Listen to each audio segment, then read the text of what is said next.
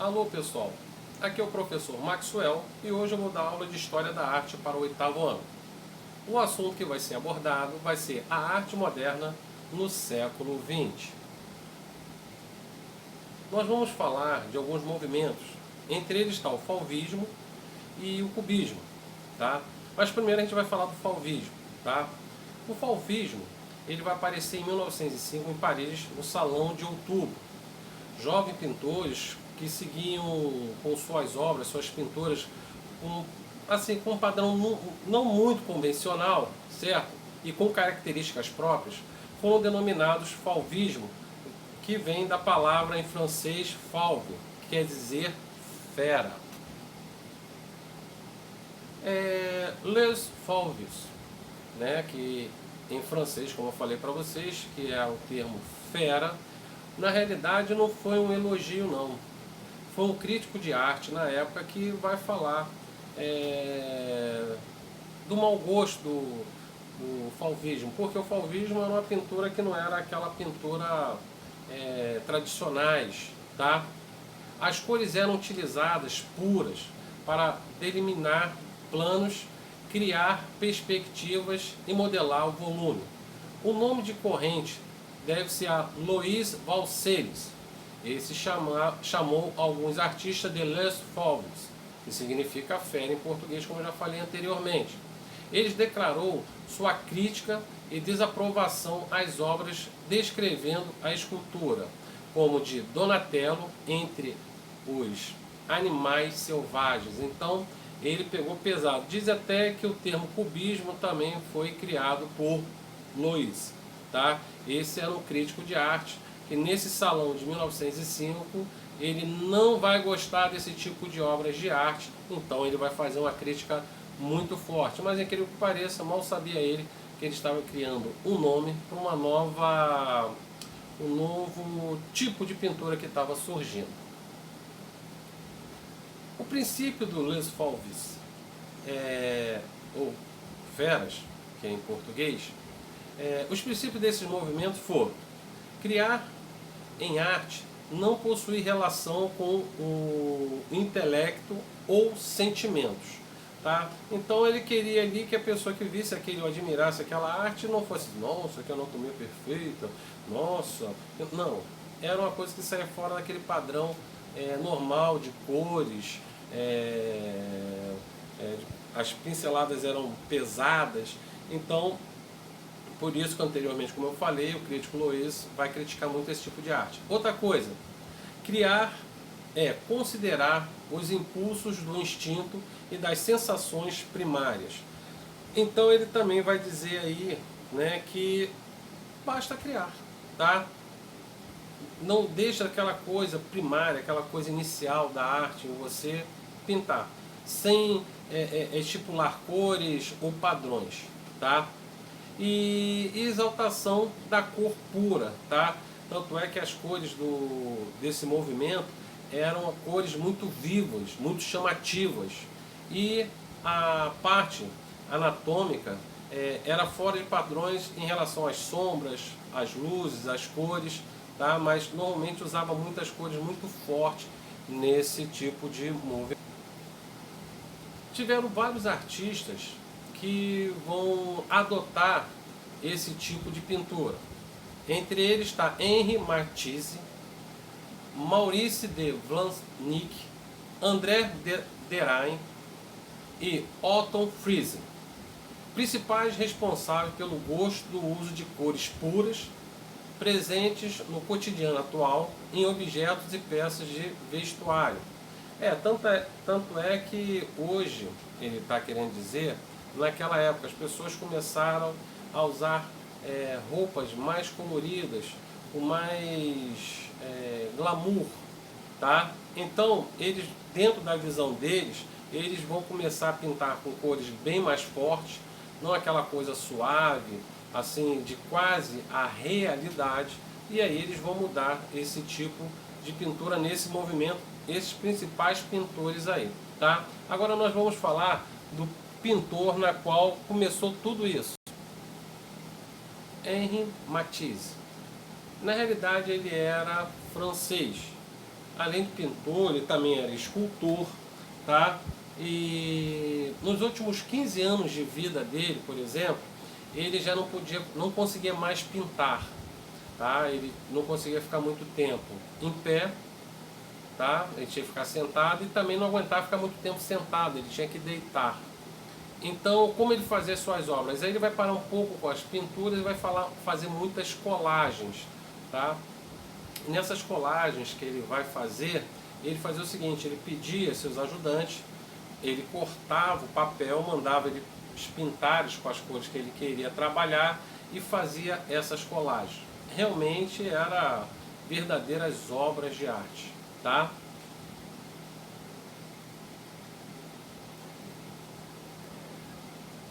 Outro movimento dessa época também foi o cubismo, que um dos principais artistas que trabalharam com esse tipo de arte vai ser Pablo Picasso.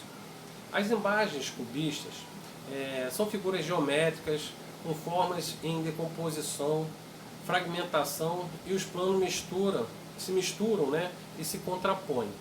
Tanto é que você vê nas pinturas de Pablo Picasso, por exemplo, o nariz aqui embaixo, a orelha lá em cima, e normalmente ele é tudo em partes, bem dizer, geométricas.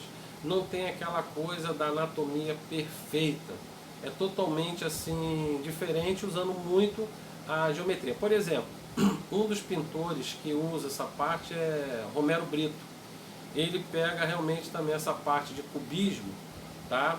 Que esse movimento na realidade vai começar em 1907. Pode ver que o Fautismo começou em 1905 e o cubismo em 1907, tá? E o propulsor dele foi Pablo Picasso. Então vocês podem ver que ele usa formas geométricas, tá? Tanto quadradas, triangulares, circulares, tá? E um pintor que é muito conhecido nos dias de hoje é Romero Brito, tá? Com as suas pinturas cheias de partes geométricas que faz se juntar ao outro, essas figuras geométricas, formando figuras, tá? E vamos falar um pouco mais de Pablo Picasso.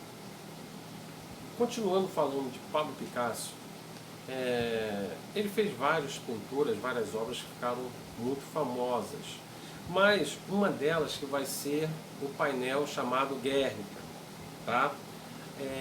Essa pintura ela foi pintada em 1937, onde Pablo Picasso fazia uma crítica à Guerra Civil, porque Guernica na realidade é a cidade natal de Pablo Picasso e ela foi muito atingida, tá? E Pablo Picasso, ele vai fazer esse painel, depois a gente vai discutir um pouco ele aqui, todo em cores cinzas, cores bem escuras e também aquele cinza claro, sempre dando aquela sensação de tristeza, sensação de morte, tá? Tanto é que ele vai fazer uma crítica, porque quando a gente for estudar sobre a Segunda Guerra Mundial, vocês vão entender melhor isso. Antes de começar a Segunda Guerra Mundial, como eu falei, a Guerra Civil começou em 36, tá? E vai até a Guerra Civil Espanhola, vai de 36 a 39, tá? Essa guerra civil vai matar muitas pessoas e vai vir até pessoas de fora para lutar nessa guerra, que não eram nem espanhóis, tá? A Rússia vai apoiar esses revoltosos e do outro lado vai apoiar o Franco, né? Francisco Franco, que dá um golpe e junto com a ajuda de Adolfo Hitler e Mussolini, tá? Vão atacar essas cidades. Tanto é que quando esse painel fica pronto, anos depois, quando ele está em exposição, chega um oficial nazista e fala assim: nossa, que coisa é essa? Como alguém pode fazer um negócio desse? Quem fez essa pintura?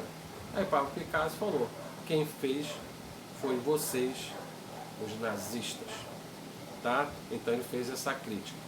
Olhando a página número 10 do livro, vocês podem ver aí um painel de Guernica.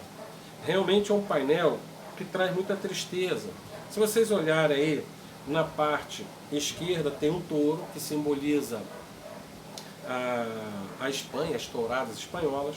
Abaixo do touro tem uma mulher virada com a cabeça para cima, né, clamando a Deus, uma criança morta no colo. Quer dizer, realmente é uma coisa muito, passa muita tristeza. Vemos aqui, por exemplo, alguém aparecendo ali, uma lâmpada acesa, que dá a sensação de um olhar, tá? Parece um olho que está iluminando tudo ali para tentar amenizar esse sofrimento. Nós vemos aí várias pessoas esquartejadas, mortas, outras clamando para os céus. Aparece também uma figura aí que chama muita atenção, é um cavalo que também está sofrendo, está em sofrimento e tem uma lança enterrada bem nas costas dele. Tá? Então, isso tudo a gente vendo aqui, essa Guernica, o Pablo Picasso vai usar essa técnica do cubismo, tá?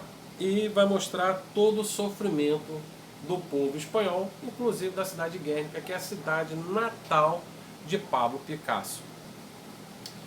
Pessoal, chegamos mais no final de uma aula, tá? A gente falou sobre esses dois movimentos de arte, falamos de Henry e de Picasso, cada um dentro dos seus movimentos, o outro falsista e o outro cubismo, tá? São grandes artistas que vão demonstrar na sua arte não só uma coisa diferente da arte, mas, por exemplo, o Pablo Picasso, quando faz aquela crítica aos nazistas e aos fascistas, aos nazistas alemães e os fascistas italianos. Entre ele está lá, na Alemanha, Adolfo Hitler, e na Itália, Benito Mussolini, tá? A gente falou do painel Guernica, que é um painel que marca, realmente é um painel muito triste. Então, esse capítulo é o capítulo 2, que vai da página 2 à página 13, tá?